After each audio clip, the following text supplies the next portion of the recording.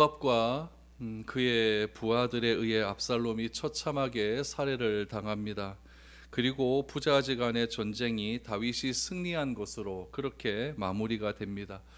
근데 여러분, 이것이 이겨도 이긴 싸움이겠습니까? 아버지가 아들을 죽이고 그렇게 이긴 승리, 그게 무슨 의미가 있겠습니까? 다윗의 아들 압살롬은 그렇게 처참하게 요압의 손에 의해 죽게 됩니다. 압살롬과의 전쟁에서 승리했다고 하는 좋은 소식과 아들 압살롬이 죽었다라고 하는 이 나쁜 소식, 그 두 가지의 소식이 이제 다윗에게 전달이 되게 됩니다. 이 두 가지의 소식을 전달되는 과정을 우리가 한번 살펴볼 겁니다. 그래서 이 메시지가 어떻게 전달되어지고 어떻게 그 전달받은 사람들의 반응이 나오는지를 오늘 살펴보면서 우리도 이 메신저의 역할을 잘 해야 될 것인데, 메신저로서의 역할을 어떻게 하는 것이 바른 역할인지를 오늘 본문을 통해서 한번 살펴보았으면 좋겠습니다. 먼저 19절, 20절 말씀 보시죠. 사독의 아들 아히마아스가 이르되 청하건대 내가 빨리 왕에게 가서 여호와께서 왕의 원수 갚아주신 소식을 전하게 하소서. 요압이 그에게 이르되 너는 오늘 소식을 전하는 자가 되지 말고 다른 날에 전할 것이니라. 왕의 아들이 죽었나니 내가 오늘 소식을 전하지 못하리라 하고 라고 말합니다.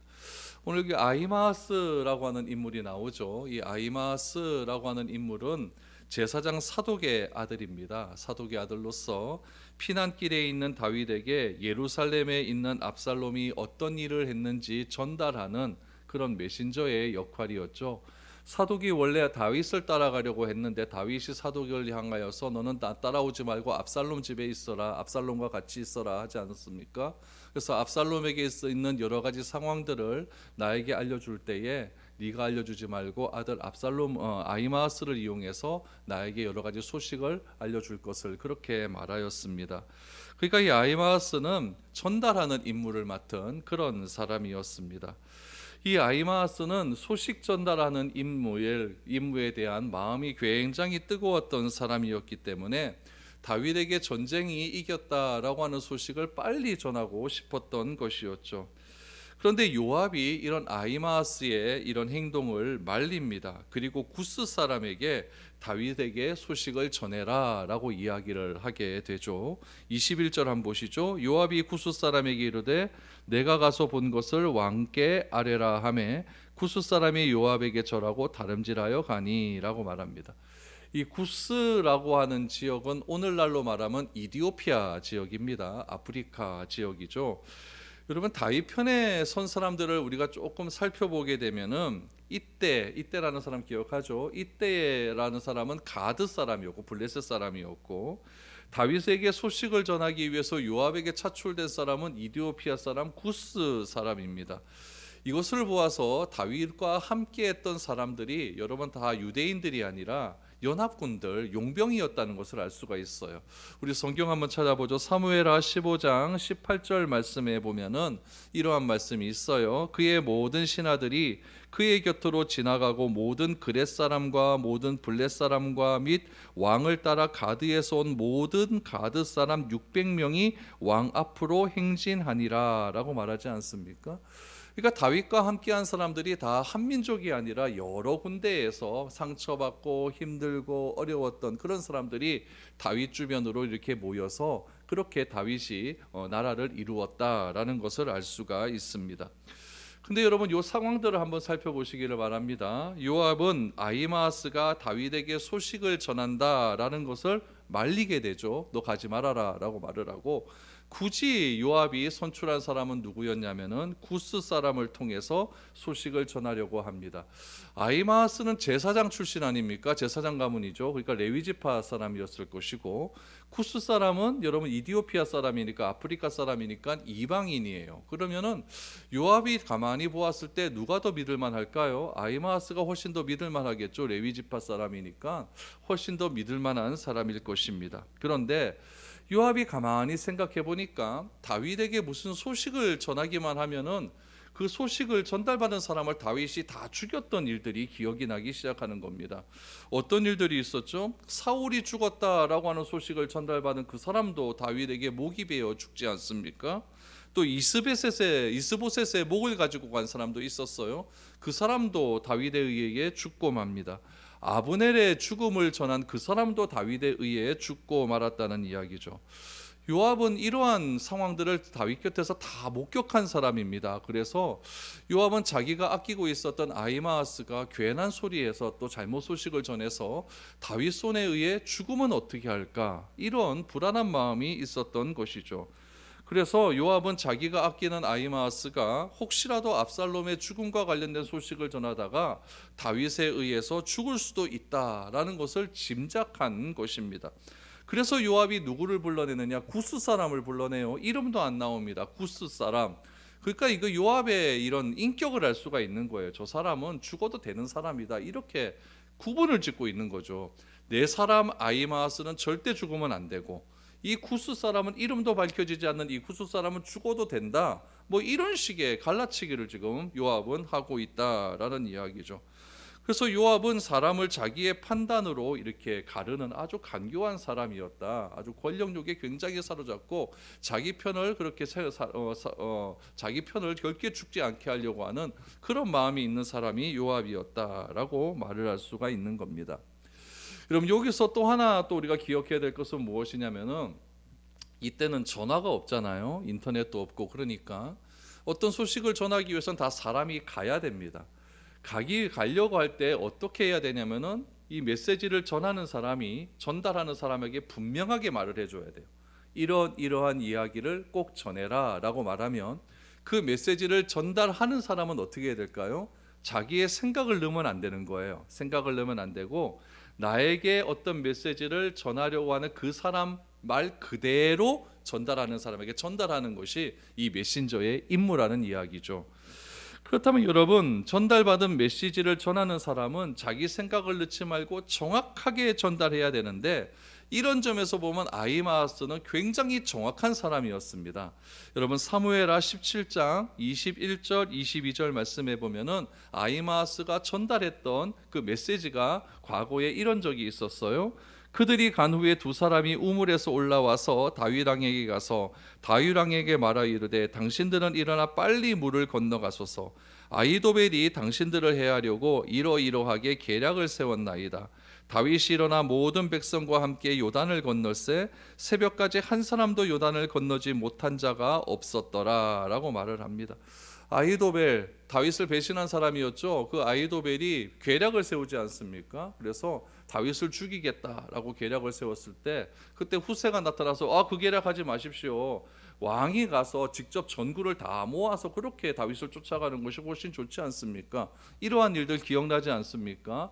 그때 이 소식을 누가 전했느냐? 사독의 뒤를 이어서 사독의 메시지를 받아서 아히마아스가 다윗에게 전달을 했거든요. 근데 이 아히마아스가 다윗에게 정확하게 전달을 합니다. 빨리 요단강을 건너가십시오. 그래야 당신이 삽니다. 지금 추격군이 추적해오고 있다는 소식을 정확하게 전달을 하죠. 이 소식을 들은 다윗이 그와 함께 했던 피난민들과 함께 요단강을 밤이 새도록 건넜다라고 이야기를 합니다. 다윗이 목숨을 건질 수 있었던 이유는 무엇이냐? 딱 하나예요. 아히마아스가 정확하게 메시지를 전달했기 때문에 그렇다라는 이야기죠. 그러니까 아히마아스는 굉장히 자기에게 맡겨준 임무를 잘 감당하는 사람이었고, 정확하게 메시지를 전달하는 사람이었습니다. 그런데 오늘 이 구스 사람에게 요압이 무엇이라고 말하는지 좀 살펴보아야 돼요.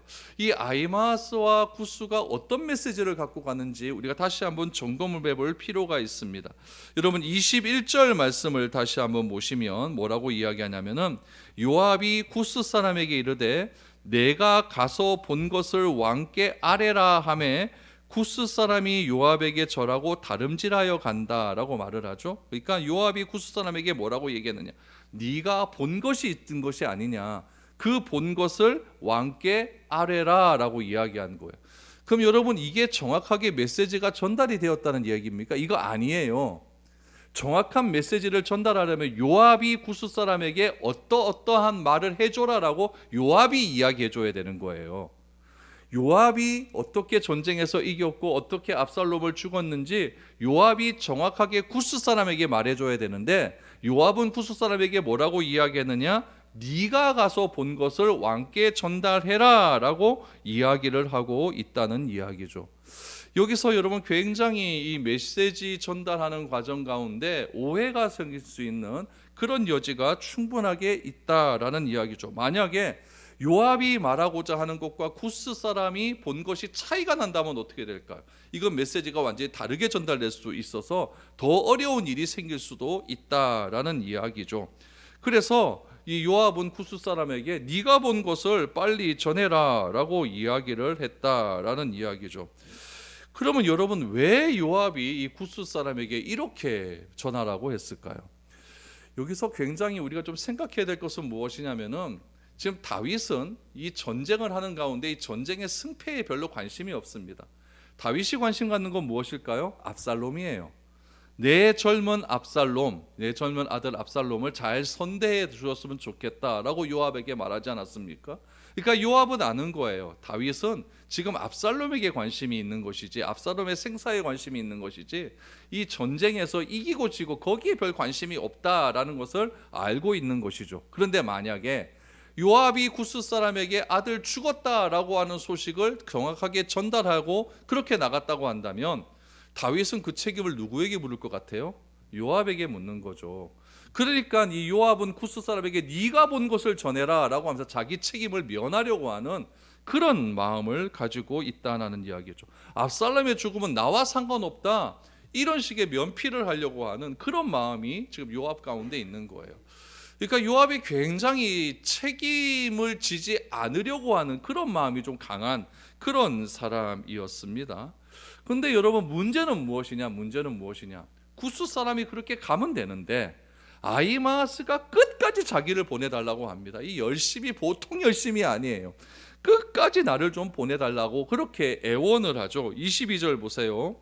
사독의 아들 아히마아스가 다시 요압에게 이르되 청하건대 아무쪼록 내가 또한 구스 사람의 뒤를 따라 달려가게 하소서 하니, 요압이 이르되 내 아들아 너는 왜 달려가려 하느냐? 이 소식으로 말미암아 너는 상을 받지 못하리라 하되 그가 한사코 달려가겠노라 하는지라.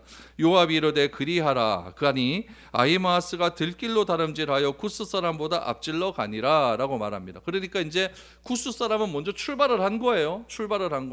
구스 사람이 출발한 것을 보니까 아히마아스가 나도 가겠다라고 말을 합니다. 나도 가겠다. 그럼 왜 이 아히마아스가 이 다윗에게 가겠다라고 이렇게 떼를 쓰고 있는지, 이 부분을 살펴볼 필요가 있습니다. 가장 큰 이유는 무엇일까요? 왜 아히마아스가 다윗에게 그렇게 달려가려고 할까요? 이 아히마아스 마음 가운데 다윗에게 꼭 전달해야 될 소식이 있다는 이야기예요. 그 소식은 무엇일까요? 전쟁에서 이겼다, 요거예요. 지금 전쟁에서 승리했다라고 하는 소식은 가장 좋은 소식이고, 여러분 가만 보세요. 이 좋은 소식에게는요 힘이 있어요. 좋은 소식에게는 능력이 있어요. 여러분 자녀에게 딱 전화가 와갖고 엄마 아빠 나 요번에 내가 원하던 거 됐어 이러면 여러분 마음 가운데 막 기쁨이 막 넘치지 않습니까? 그러니까 좋은 소식에게는 항상 무엇인가 기쁨이 있다는 이야기예요. 그러면 그 소식 때문에 내가 힘이 나게 된다는 이야기죠. 좋은 소식을 뭐라고 이야기하죠? 성경을 보면 복음이라고 이야기하지 않습니까? 이 복음의 기원이 어디서부터 나왔느냐? 전쟁에서 이겼다라고 하는 이 소식에서 복음이라고 하는 말이 유래가 되었습니다. 그러니까 좋은 소식이 있게 되면은 자꾸 누군가에게 전하고 싶고 누군가에게 말하고 싶은 것이 정상이라는 이야기예요. 아히마아스는 지금 이겼다는 소식을 자기가 듣게 된 거죠. 그러니까 이게 너무너무 좋은 소식이죠. 그러니까 빨리 전하고 싶은 거예요. 근데 다윗의 마음을 이 아히마아스가 조금은 몰랐던 것 같습니다. 다윗의 마음은 다윗은 일단 이 전쟁은 우리가 이긴다.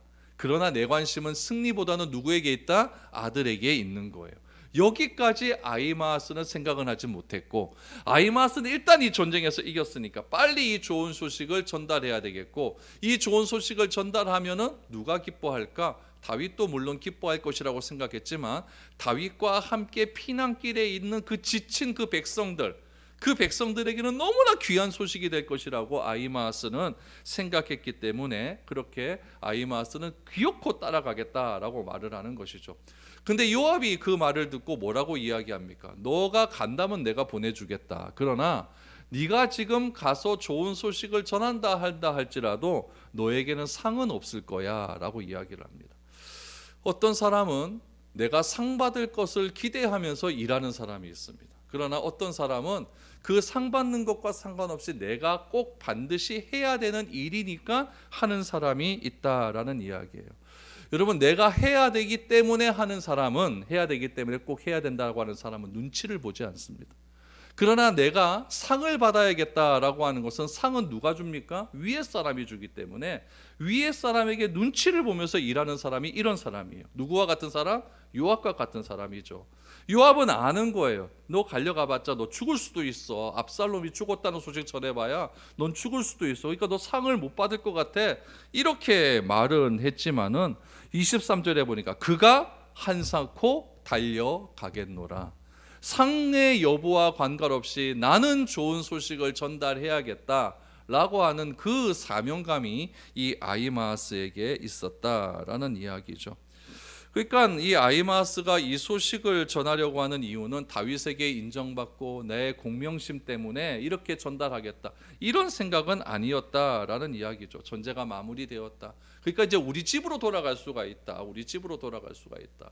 이런 게 가장 좋은 소식 아니겠습니까? 이 소식을 다윗과 함께한 백성들에게 전하고 싶어서 빨리 가야겠다라고 이야기를 하고 있는 것이죠. 그럼 여러분, 이 복음이 우리에게도 있지 않습니까? 우리에게도 있어요. 복음은 무엇이 끝났다? 전쟁이 끝났다라고 하는 소식이에요. 우리에게 있어서 복음은 무엇입니까? 나는 죄인인데 그래서 사형 선고를 받았는데 이 사형 선고를 내가 죽지 않고 사면이 되었다. 이것이 얼마나 귀하고 좋은 소식입니까? 그러므로 복음을 경험한 사람은, 기쁜 소식을 경험한 사람은 이 아히마아스처럼 가만히 있을 수가 없는 거예요. 우리 성경에도 보면은 이 복음의 기쁜 소식을 듣고 가만히 있지 않는 사람들이 몇몇 나와요. 우리 요한복음 4장 28절 말씀에 보면은 예수님과 사마리아 여인과의 대화 속에서 이 여인이 예수님께서 진짜 메시아인 것을 알게 되는 거죠. 그때 이 여인의 반응, 요한복음 4장 28절에 보니까 여자가 물동이를 버려두고 동네로 들어가서 사람에게 이르되 라고 말합니다. 중동 지방에서 물동이는 생명입니다. 생명이에요. 물을 떠가야 되는 거죠. 요즘 저 수도꼭지 틀어서 나오는 게 아니지 않습니까? 그러니까 물동이는 굉장히 귀한 거예요. 근데 물동이를 버려두고 동네에 들어가서 사람에게 말하는 거죠. 내가 이 사람을 만났다. 내가 진짜 메시아를 만났다라고 그렇게 이야기하는 거죠. 왜 그렇습니까? 진짜 좋은 소식을 들었기 때문에, 그랬기 때문에 내가 이 소식을 듣고 내가 말 안 할 수가 없다는 이야기죠. 이런 좋은 소식에 대해서 이사야 선지자는 어떻게 이야기했습니까? 이사야 52장 7절 말씀을 보면은 이 좋은 소식을 이렇게 이야기해요. 좋은 소식을 전하며 평화를 공포하며, 전쟁이 끝났다는 얘기죠. 복된 좋은 소식을 가져오며 구원을 공포하며 시온을 향하여 이르기를 내 하나님이 통치하신다 하는 자의 산을 넘는 발이 어찌 그리 아름다운가 라고 말합니다. 여기서 내 하나님이 통치하신다. 하나님이 통치하는 나라를 무슨 나라? 하나님 나라예요. 그 하나님 나라는 전쟁이 없는 나라죠. 시기와 질투가 없는 나라예요. 부족이 없는 나라예요. 결핍이 없는 나라예요. 그러니까 평화만 넘치는 나라죠. 이 하나님 나라의 좋은 소식을 가지고 산을 넘는 자들의 발걸음이 그렇게 아름답다라고 이사야 선지자는 그렇게 예언을 하고 있었다는 이야기죠. 이 메시지가 좋은 소식, 복음을 듣는 자의 소식이라는 이야기입니다. 아히마아스는 너무너무 좋은 소식을 들었기 때문에 비록 구스 사람보다 조금 뒤에 쳐졌지만은 이 구스 사람보다 어떻게 더 앞질러 가게 됩니다. 오늘 성경을 보면 그 앞질러 가는 길을 뭐라고 표현하고 있냐면은 들길이라고 그렇게 표현을 해요. 23절 하반절에 보니까 들길로 다름질하여 구스 사람보다 앞질러 가니라 라고 말을 하죠. 그럼 여러분, 늦게 출발했는데 앞질러 가는 방법이 뭡니까? 들길이래요. 이 들길 뭘까요? 요즘 말로 하면 지름길이에요. 지름길.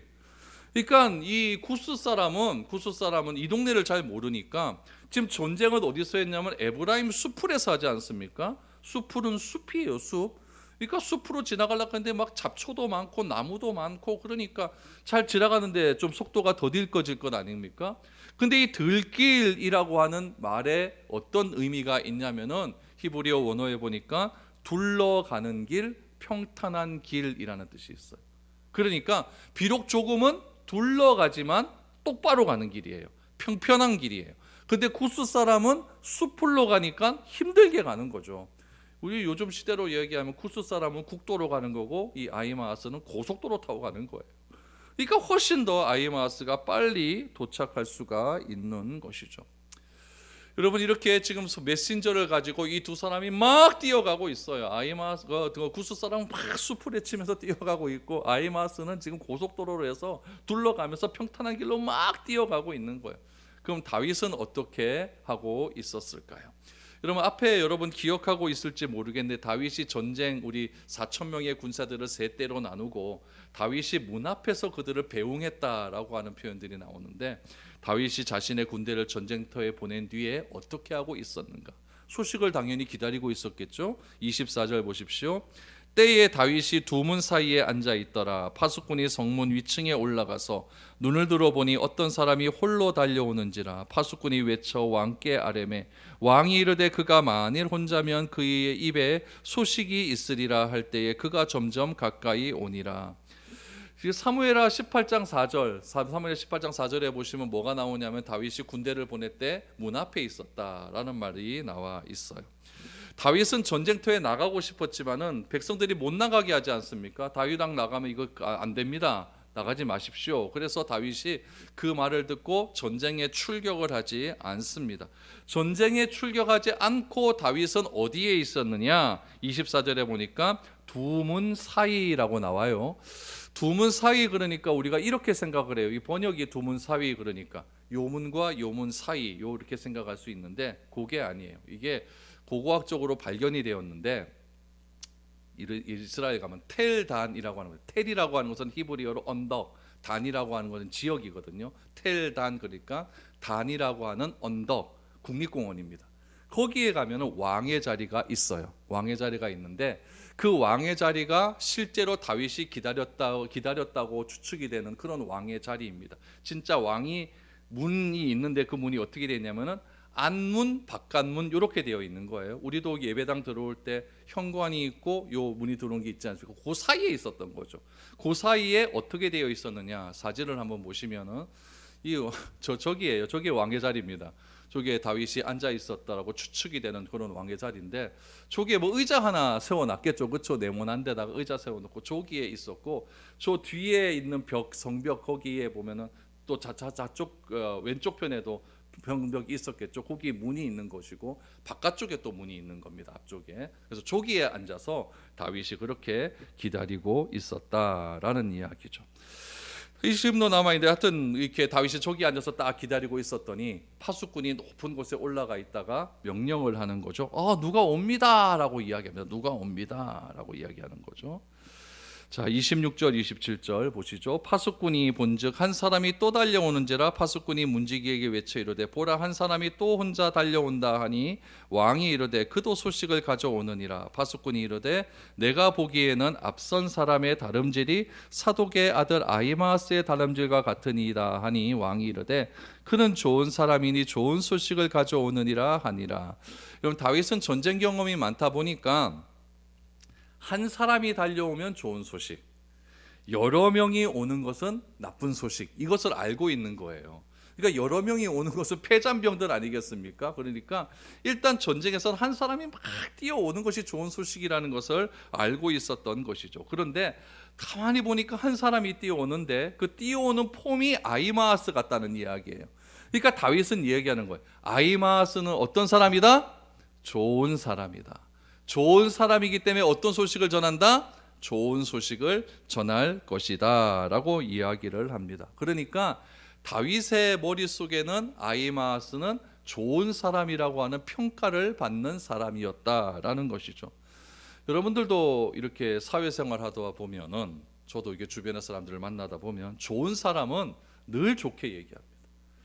내가 힘들 때 좋은 사람을 찾아가지 않습니까? 입 무겁고 또 내가 이야기하면 위로의 말을 해주고 같이 공감해주고 그런 사람을 찾아가지 않습니까?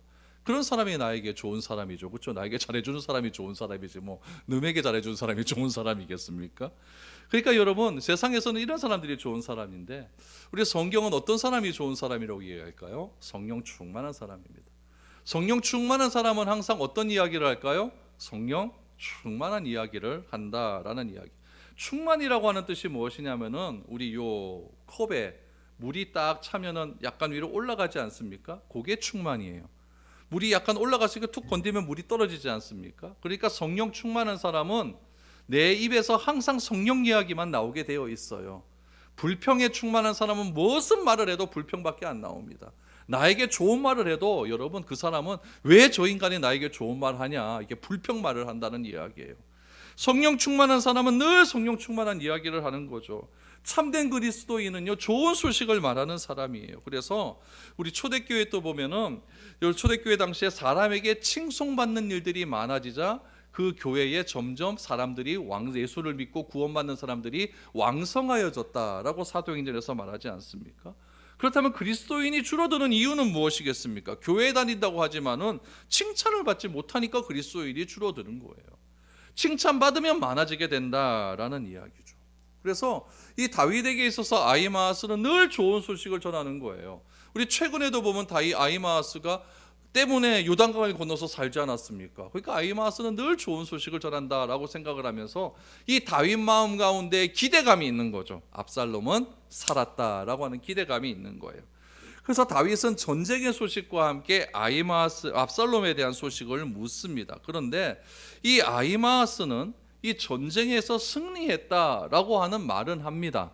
그런데 압살롬에 대한 소식을 어떻게 말하는가? 29절을 한번 보시죠. 30절까지요. 왕이 이르되 젊은 압살롬은 잘 있느냐 하니라. 압살롬이 대답하되 요압이 왕의 종 나를 보냈대에 크게 소동하는 것을 보았사오나 무슨 일인지 알지 못하였나이다 하니 왕이 이르되 물러가 거기 서 있으라 하매 물러나서 서 있더라. 이 아히마아스가 여기서 실수를 하나 하는 거예요. 또 하나의 실수는 뭐냐면은 정확한 소식을 전하지 못했다라는 이야기죠. 아히마아스는 요압이 자신을 압살롬에 있는 곳으로 보낼 때에 큰 소란이 있는 것을 보았다라고만 이야기하면서 잘 모르겠다라고 이야기를 합니다. 여기서 아히마아스의 문제가 나오죠. 아히마아스는요, 메시지를 받는 사람이 무엇을 원하는지 전혀 알지 못하고 있다는 이야기예요. 그러니까 열정은 있어요. 아히마아스가 굉장히 뜨거운 열정이 있고 사명은 있습니다. 그러나 뭐가 부족할까요? 섬세함이 부족한 사람이에요. 그러니까 우리가 무슨 일을 하든지 똑바로 방향성을 가지고 그렇게 일을 하는 것이 중요한데 그냥 열정만 있고 방향성 없이 그렇게 달려가는 사람이 있어요. 대표적인 경우가 누구냐면 신약의 바울입니다. 이 바울이 열정이 있는 사람 아닙니까? 그런데 그가 행하는 방향성이 틀리잖아요. 근데 예수님을 만나고 난 이후에 그가 바른 방향성을 잡게 됩니다. 그러면서 그의 열정과 방향성이 더해지니까 폭발적인 일들이 일어나지 않습니까? 아히마아스도 마찬가지예요. 열정은 있습니다. 뜨거움은 있어요. 다윗을 사랑하는 마음이 있습니다. 빨리 좋은 소식을 전해야겠다, 이런 마음이 있는 거죠. 그런데 다윗이 무엇을 이야기하는지, 무엇을 원하는지 모르고 있었다라는 이야기죠. 여러분, 우리도 마찬가지예요. 복음을 전하고 싶은 아주 뜨거운 열정이 있다 할지라도 복음을 받아들이는 사람이 어떤 메시지에 관계가 있는가, 어떤 메시지를 듣고 싶어 하는가, 어떤 상황에 처해 있는가, 그것을 잘 알고 전해야 되는 거예요. 여러분, 저도 전도할 때 이래 보면은 병원 가면 전도가 참 잘 돼요. 그 병원 가서 있는 사람에게 돈이 문제겠습니까? 예수 믿으면 돈 벌어, 이런 말이 문제겠습니까? 그 얘기가 아니에요. 그 사람들은요, 돈 억만큼 준다 할지라도 병 고치는 게 그들에게는 더 큰 문제거든요. 그러니까 받아들이는 사람이 어떠한 것들을 받아들여야만 이 소식이 좋은 소식이 될 수 있는가, 그것을 알아야 되는데 이 아히마아스는 그런 점에 있어서 조금 부족함이 있었다라는 이야기예요. 그런데 아히마아스가 이런 이야기를 전하자 다윗이 실망을 하는 거죠. 너 잠깐 옆에 서 있어, 이렇게 이야기합니다. 그 순간에 구스 사람이 도착을 합니다. 다윗이 똑같은 질문을 해요. 31절 보시죠. 구스 사람이 이르러 말하되 내 주 왕께 아랠 소식이 있나이다. 여호와께서 오늘 왕을 대적하던 모든 원수를 갚으셨나이다 하니 왕이 구스 사람에게 묻되 젊은 압살롬은 잘 있느냐?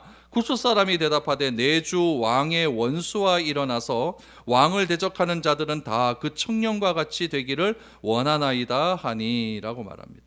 이 32절 말이 조금 이게 번역이 조금 좀 아리송하게 돼가지고 조금 힘들 수가 있는데, 여러분 쉽게 말하면 무엇이냐면은 압살롬은 죽었습니다, 이 얘기예요. 압살롬은 죽었습니다. 전쟁 일으키는 사람과 같이 똑같이 죽었습니다. 그런데 이 구스 사람은 이 압살롬의 죽음을 어떻게 표현하고 있냐면 하나님의 심판으로 표현하고 있어요. 구스 사람은 압살롬의 죽음과 더불어 하나님 앞에서의 그의 죽음이 당연하다라고 이야기를 하고 있는 겁니다. 그러자 다윗이 예전 같았으면 어떻게 했어요? 다 잡아 죽이죠. 다 잡아 죽이죠. 네가 어디? 다 잡아 죽입니다. 근데 다윗이 진노하지 않습니다. 구스 사람을 죽이지 않아요. 우리는 여러분 사실을 전하는 것이 굉장히 중요해요. 이단의 문제는 무엇이냐면 열정은 뜨겁지 않습니까? 그런데 그들은 사실을 전하지 않아요. 왜곡된 사실을 전하고 있습니다. 압살롬의 죽음에 대한 다윗의 반응, 여러분 33절입니다. 왕의 마음이 심히 아파 문 위층으로 올라가서 우니라. 그가 올라갈 때 말하기를 내 아들 압살롬아, 내 아들 압살롬아, 차라리 내가 너를 대신하여 죽었다면 압살롬 내 아들아 하였더라. 압살롬의 죽음의 소식을 듣고 울죠. 다윗이 마음이 아파 울었다라고 말을 합니다. 여러분 33절에서 내 아들이라고 한 말이 5번 나오고 압살롬이라는 말이 3번이 나옵니다. 그러면서 다윗이 무엇이라고 이야기하느냐? 차라리 내가 죽었으면 좋았을 것을 이라고 이야기합니다. 여러분 여기서 우리가 배울 수 있는 것이 하나 있어요. 그것은 무엇이냐면은 아무리 내가 안타깝고 누군가를 위해 대신 죽고 싶은 마음이 있다면 무엇을 해야 되느냐? 나를 위해 대신 죽은 예수 그리스도를 전하십시오. 그게 가장 좋은 겁니다. 어떤 상황에 처해 있어요. 어떤 어려움에 처해 있어요. 그런 어려움이 처해 있었을 때 그 사람을 내가 너무너무 사랑하다 보니까 그 어려움이 나에게 왔으면 좋겠다라고 하는 생각하는 경우가 있어요. 특별히 여러분 우리 부모님이 편찮으시고 자식이 아프고 이러면은 차라리 그거 내가 아팠으면 좋겠다 이렇게 생각되는 경우가 있거든요. 그런 마음이 들 때에 우리가 해야 할 것은 무엇이냐면은 나를 위해 대신 죽은 예수님을 증거하라는 이야기입니다. 지금도 살아계셔서 내 마음속에 계신 그분을 전하는 것보다 더 사랑하고 상대방을 위하는 마음이 없다라는 이야기죠. 이겨도 기쁘지 않는 싸움이 여러분 이렇게 마무리가 되는 거예요. 백성들도 왕이 슬퍼하니까 같이 슬퍼합니다. 압살롬의 반란은 이렇게 마무리가 되는 겁니다. 여러분 신앙이라는 것은, 믿음이라는 것은 내 노대책 때문에 여러분 우리가 믿는 게 아니에요. 내가 죽어서 천국 가겠다 이것만을 위해서 믿는 건 아니라는 이야기죠. 신앙은 무엇입니까? 내가 가지고 있는 가장 좋은 소식을 전하는 거예요. 정말 저 사람이 너무너무 안타까워서 죽을 것 같은 그런 어려움에 처해 있는 사람을 보면서 차라리 그 아픔 내가 좀 나누어 가졌으면 좋겠다라고 생각이 들 때 그 사람에게 나를 위해 죽으신 그 그리스도를 증거하라는 이야기입니다. 다윗이 처음에 차라리 내가 죽었더라면 이라고 하는 말을 하기 전에 압살롬에게 하나님에 대한 바른 신앙 교육을 시켰다고 한다면 이런 일은 생기지 않았을 것입니다. 그러나 다윗은 자식 교육을 너무나 잘못 시켰죠. 큰아들이 자기의 이복 여동생을 강간할 때도 가만히 있었고, 그런 것에 열받아서 이 압살롬이 큰형을 죽이는 사건 속에서도 가만히 있었고, 압살롬이 자기 죄를 뉘우치고 다시 예루살렘으로 돌아와서 아버지에게 무릎을 꿇었을 때도 아버지 다윗은 만나주지를 않았습니다. 그리고 난 다음에 아들이 죽자 이제 와서 하는 이야기가 내가 차라리 대신 죽었으면 이라고 아파하는 이 부모의 후회 속에서 우리는 과연 무엇을 해야 될까요? 믿지 않는 우리 가족이 먼저 죽고 난 다음에 내가 조금이라도 더 일찍 예수님을 증거했으면 이분도 죽어서 천국 가서 내가 죽어 그분과 만났을 텐데 이런 아쉬움이 남지 않겠습니까? 그래서 내가 가장 아파하고 내가 가장 슬퍼하는 그 대상이 누군가가 있다고 한다면 그 사람을 위해서 같이 공감해 주는 것도 중요하겠지만 더 중요한 것은 그에게 나를 위해 죽으신 예수 그리스도를 증거하는 일입니다. 그렇게 되면은 그 상대방의 아픔도 그리스도를 만나게 되면은 치유되고 회복되는 그런 귀한 계기가 일어날 수 있다는 이야기죠. 제일 사랑하는 사람에게 이 좋은 소식을 전하고 누군가를 위해 대신 죽고 싶은 그분에게 이 좋은 소식을 전하는 것보다 더 귀한 사랑은 없습니다. 그래서 예수님은 이 땅에 오셔서 우리는 다 죽어야 되지만 그분이 대신 죽으심을 통하여서 우리에 대한 사랑을 확증해 주셨습니다. 저는 여러분들이 바라기를 좋은 사람이 되었으면 좋겠습니다. 좋은 사람이 되셔서 좋은 소식 많이 전하시고 누군가 어려움이 있을 때 그 좋은 사람이 있었지, 그 사람이 생각나서 그 사람과 함께 기도 제목을 나누고 같이 삶을 나누며 위로해주고 격려해주는 아름다운 일들이 여러분들 삶 가운데 많이 일어날 수 있는 그런 삶이 될 수 있기를 축복드립니다.